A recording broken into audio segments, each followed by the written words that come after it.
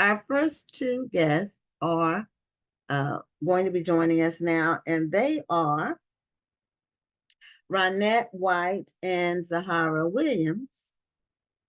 They are co-authors of a book called Chronicles, and it's a book about relationships. So they are going to tell us what their book is about and why they wrote it. And they also, I believe, are co-owners of a business or partners in business as well. So welcome to Black Authors Matter TV. Thank you for having us. We appreciate it. Okay. So are you all co-owners of a business or partners in a business as well as co-authors of the book? Yes, we are. We are a co-owners of a boutique private practice. We're based in Texas. However, we also service clients in Michigan and Ohio. Okay, so what kind of private practice is it? Well, we offer individual and couples counseling. So that's our niche. So it's a counseling business. Yes, ma'am. Because it could have been a law firm, could have been accountants. You're right. That's why I wanted you all to be more controversial. So now how old, what's the name of your company? Ivory Park. Okay. Ivory Park. And what prompted you, when you name a business, there are all kinds of motivations for it. I've been in business many years and I've had 3 businesses. So, but this Kush City is the most recent and the longest because Kush City's been in existence for 26 years. So we've been around a long time. So when you start a business, the reason why we chose our name was we were in the book retail at the time. Now we do more marketing and we put on the National Black Book Festival. But we wanted a word. We were looking for a word that said Black without using the word Black. And Kush is a tribe. It's a Black tribe, biblical Black tribe. And so that's why we named it Kush City. We were looking for it. Actually, we looked up kush.com because we started right when the internet took off. Okay. And it was taken. Kush.com was taken. So then we had to say, okay, what can we add to Kush to make it work? And we named it Kush City. So, there's a story behind every business name. So for Ivory Park, what's your story for Ivory Park? Zahara. Okay, sure. I will. So we were thinking about something, obviously something with meaning for us. I'll start with park. Park, thinking about a place that you go to find peace and tranquility, clarity, whether you're taking a walk or you're sitting on a bench. And so that's what we like for our private practice to represent, is going to a place or coming to a place, which is us, our business, to find that and just sitting in a space that is comfortable for you. Ivory has double meaning for us. There's significance for me, just a family name of one of my favorite great aunts who is no longer with us. Her last name was Ivory, but then we also thought about the significance of the strength of the ivory tusk. And so that's how we incorporated Ivory Park. Okay, see, I told you there's a story behind every business name. There is. So tell us about your book. And do you have a copy of the book that you can show us? Chronicles. Of course we do. Okay.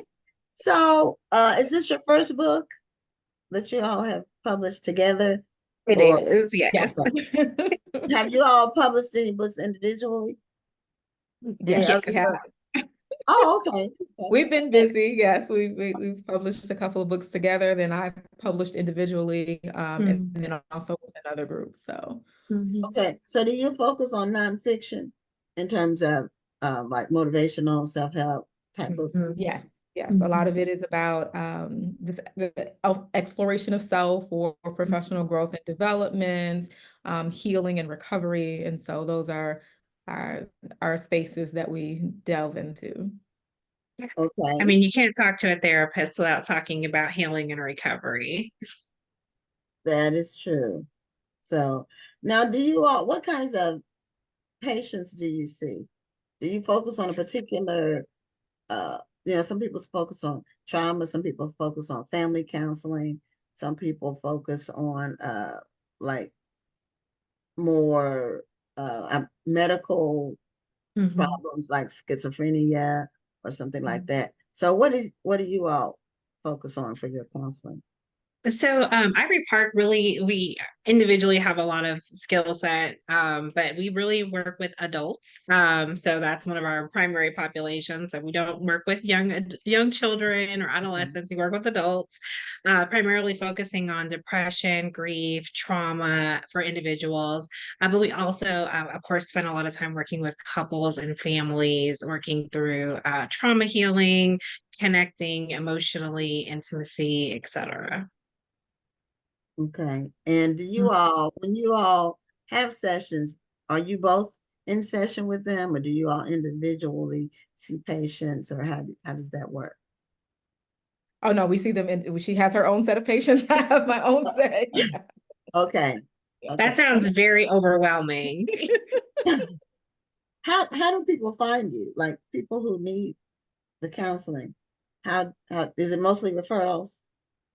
We're on a couple of directories that people go to. So Psychology Today is one. We also have Therapy for Black Girls is also a directory. Therapy for Black Men. I'm Gottman trained for couples therapy, so I'm on the Gottman network, referral network. And I believe, Ronnette, you're on Therapy Den and Yes. And Black female therapist, and I am IBCT trained, so I'm on their directory as well Okay. for couples. Therapy used to be something, well, therapy is fairly, I won't say new. It's more common in our community than it was in years past. yes. Because uh, in years past, a lot of them didn't have money for therapy. Uh, Two, they thought if they prayed about it or whatever, then it would, and I'm a strong believer in prayer. Uh, but the same way faith without works is dead. When you pray, then you need to get up with a plan.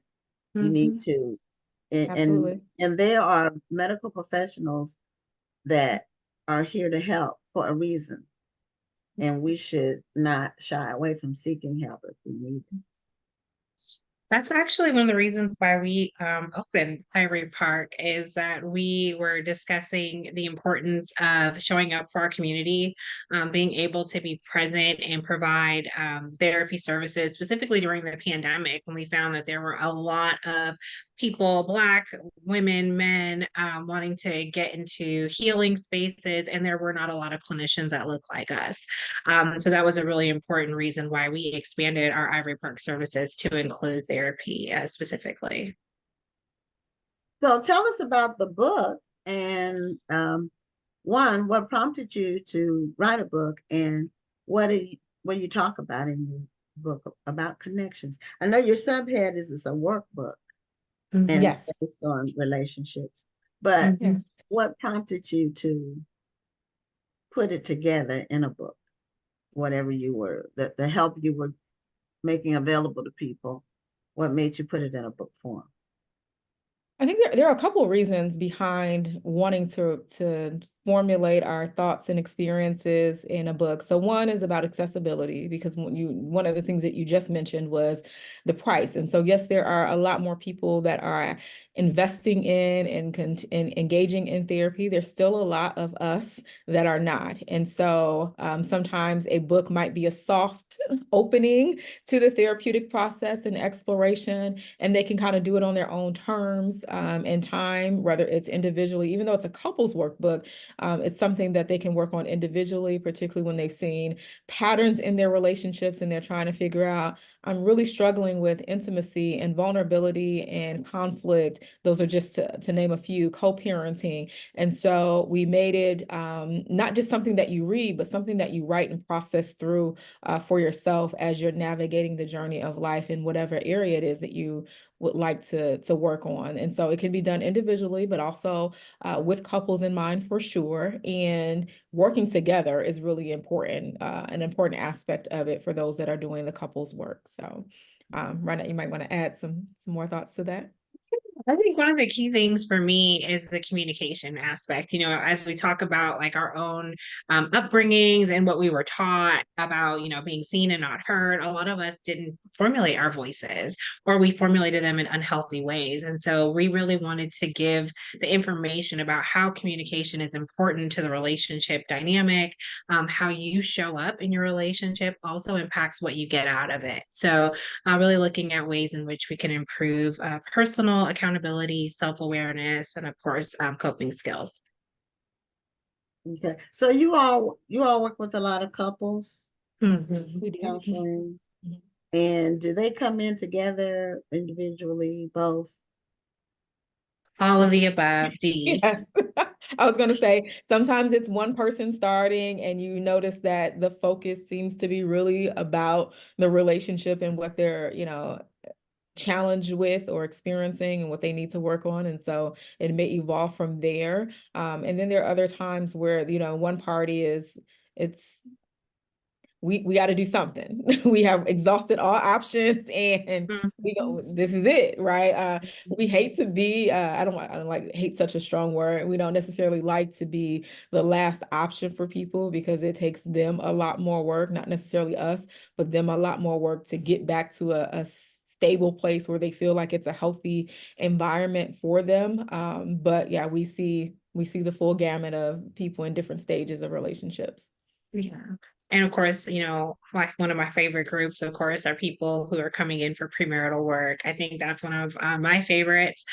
Personally, I love to talk to people before there's a storm, right? Like being able to prepare for it, put that toolkit together, put that first aid kit together. We're not running into the bunker at that moment. We're really looking at how do we forecast and prepare ourselves for the life journey that we have in front of us. So I think, yes, exactly. We want to talk to people in all the phases of life. And not 30 days before you get married. I'll just put that out there because we get that a lot. Oh, it's a checkbox on their list of things to do, which is good. However, you know, you really want to be a little more proactive to give it time and space to really work through and have an understanding of each other so that you can be prepared and hone those skills. So 30 days is too short, you're saying? It is. Absolutely. It's tough. But we get it. It can be done. It can be done, but we call those intensives because they're not the traditional therapy model. It's usually very compact with a lot of hours all at one time, really delving into deeper conversations and meaning. Okay, so for the pre-marriage, so are they starting to get cold feet, or are they just wanting to enhance their relationship before saying I do? All of the above, really. We have some that just have hit a little glitch on the path, you know, as they're working through the nuances of moving in together, talking about having the real conversations as they're preparing for this life transition. And so they realize that, oh, we didn't really delve there and we're having some challenges. And so they'll come for that. For some, again, it is that, oh, we need to go to premarital counseling before we get married because someone asked about it, or, you know, it'll help reduce our costs for the marriage license. So we want to check that off the box. And then some you just, that's a real thing. It's a real thing. That's a real thing.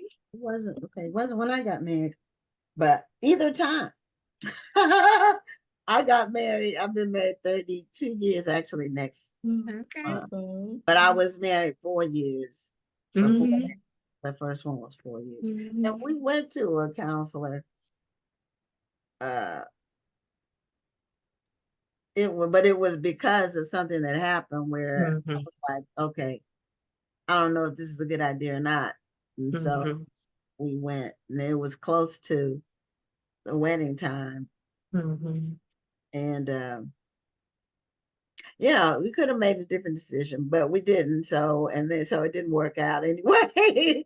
But we had I had a big wedding at home planned. You know, I had, one of the PK, the pastor, I was the youngest daughter, but my sister was already married and she didn't have a wedding. She got married like the day after she graduated from college at the chapel at school.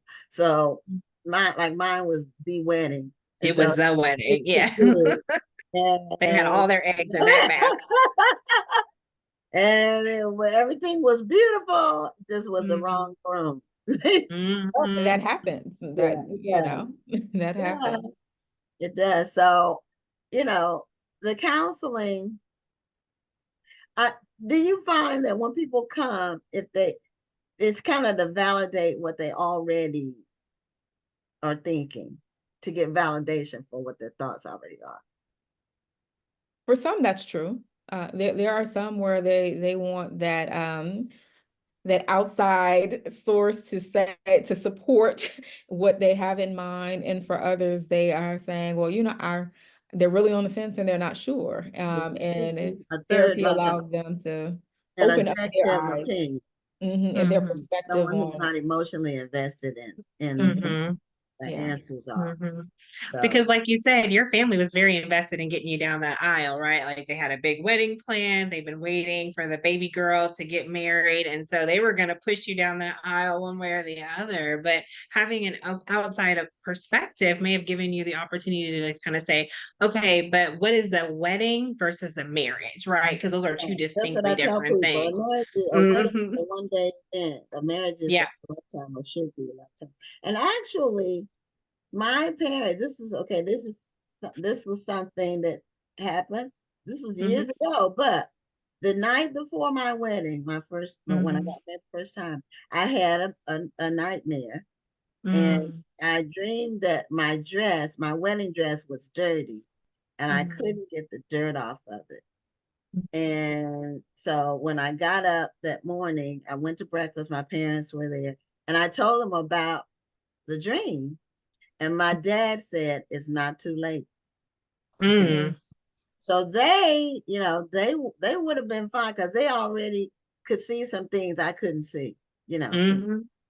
Mhm. because love is blind. So, and Yeah. then after you get divorced, and everybody tells you what they saw, but they wouldn't tell you when you would tell them what. How is that helpful? That's not helpful, right? Not helpful, but No. that's, into trusting your intuition. Like these signs Mhm. come up, and then the Yeah. affirming message from your father are all signs, Yeah. but because that feeling, right, and that Mhm. desire for this thing Yeah, that and even you don't want to like embarrass the family. You feel like it's mm, just too much at stake at that point, Mhm. so you go ahead and do it. And Yeah. when you're young, you're really idealistic about things more so. Mhm. When you get older, it's true. the second time around, your eyes are open. Mhm. It should be anyway. But you live Mhm. and learn. It's all part of living and learning. For sure, absolutely. So, is there a pattern with, I had planned to spill any beans tonight, but I guess maybe you all's counseling skills are such that I felt comfortable sharing it with you. And then via Zoom, I'm sharing it with everybody. But have you noticed a pattern in terms of when you counsel people who are married already? In this is a certain number of years when into the marriage. Have you seen like a pattern of that? How many Are you years? talking about like that 7-year itch Yeah, or those yeah, type oh of yeah, things? yeah. Okay. You all seen There's some of that. I think I think what I will tell you, what I've noticed is the 7-year itch actually got a little bit earlier, specifically with the pandemic, because a lot of people were not at you. home. People were Okay, at home. And I think okay. for the first time, people were around their partners 24/7. And that really changed the way that they saw themselves, the way they saw their partner. Communication gaps that may have been pre-existing were now like on full display. And so a lot of people who probably would have come in at that 7-year mark ended up coming in a little bit sooner, just because things felt like they were heating up a little bit faster. That's interesting. And a lot of times people when they're married, they're busy, Hmm. with their careers, Hmm. even if one person is stay at home, they're still busy doing different things, and then they kind of come together at the end of the day and for time. And sometimes people end up growing apart because of that. They have to figure out how to find a way to be together. A lot of times, once you have kids, the kids become the focus, Absolutely. of everything. So everything's centered around the children. And then some people, once their kids get grown, it's like they have to figure out what to do with each other because everything's been focused on the kids. Oh yeah, life transitions. I love this. Is one of Yes. my favorite things to talk about. So don't let me go too far, okay? But But no, talk about it. Talk about but life transitions, right? I think about even like career changes, family members getting sick, aging parents, adult children, right? Navigating that new space of like, oh, they used to be my children that are like in my house under my roof, and now they have their own roofs. So how do we switch from this like hovering parent to adult relationship parental person? There's just so many life transitions that show up. Retirements are huge.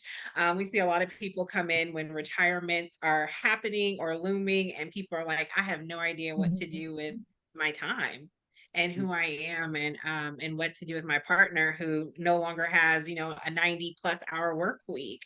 Now they want my time and I don't have time. I'm still working. So there's lots of life transitions that show up that bring people into counseling. And I think that's a part of what's so beautiful about it is there's no one rule for anybody. There's no one glove fits all. It's truly just relationship by relationship. that is true. My husband and I have been in business together actually since before we got married. So we were together all day, every day for our until he retired 5 years ago. So people used to ask me, "How do you do that? How are you with your spouse all day, every day?" And I tell them, one, you have to like your spouse. Love you have to love them, but you also have to like them. And you have to like their personality and like being around them. But two, we had different skill sets. So we weren't in each other's faces, we each had our own offices and we had, our own things we were doing for the business. So we made it work. And then, when it came to parenting, it was real helpful because we have one daughter, she's 28 now, but when she would go to school, my husband took care of transportation. So he would take her to school and pick her up and he would do the sports stuff. And, I would do the other stuff, the sleepover stuff with friends, they call them play dates now, but they didn't call them that when she was growing up.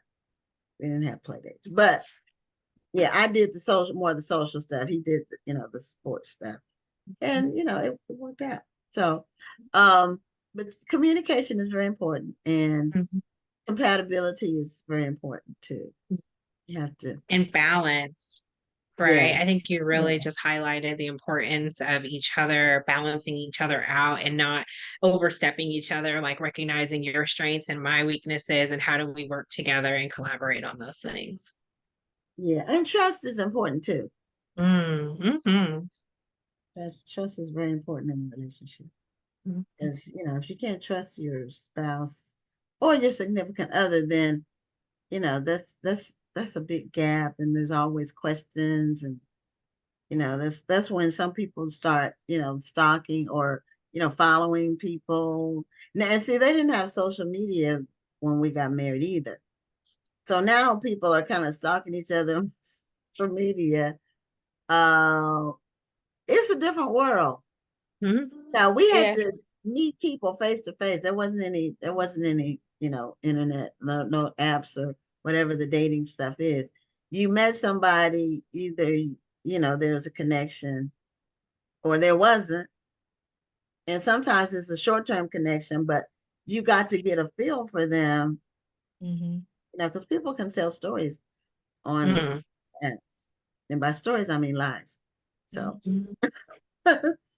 And some do it in person too. So, you know. That is true, but you can at least, they can't tell you that they're 6'2" when they're really Yeah, those 5'5", things you can see. because Absolutely. Absolutely. if you see them in person, they can't lie about their physical appearance at least. Mhm. So anyway, show us a copy of the book again and tell us how, if people can get the copy of the book, as well as if people are looking for counseling. Now, do you all do Zoom? Do y'all do things on, I know they have the medical stuff where you can just do it online.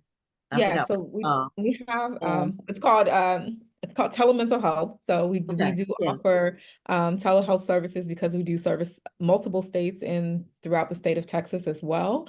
But we also do, as Ronnette mentioned earlier, we do intensives. So those are in person because they're a lot more involved, and it's hours spent at a time on like a Friday or Saturday and Sunday to help couples who really need to get in and do the work because they have very busy schedules and times constraints that don't allow them to do something, that's say on a weekly or bi-weekly basis. Then intensives are better for those. So we will offer those in person. As for our book, it is on Amazon. So you can go on Amazon and type in Connection Chronicles. It's a workbook for cultivating strength, passion, and purpose in relationships. You can also type our names in Amazon. It should pop up that way.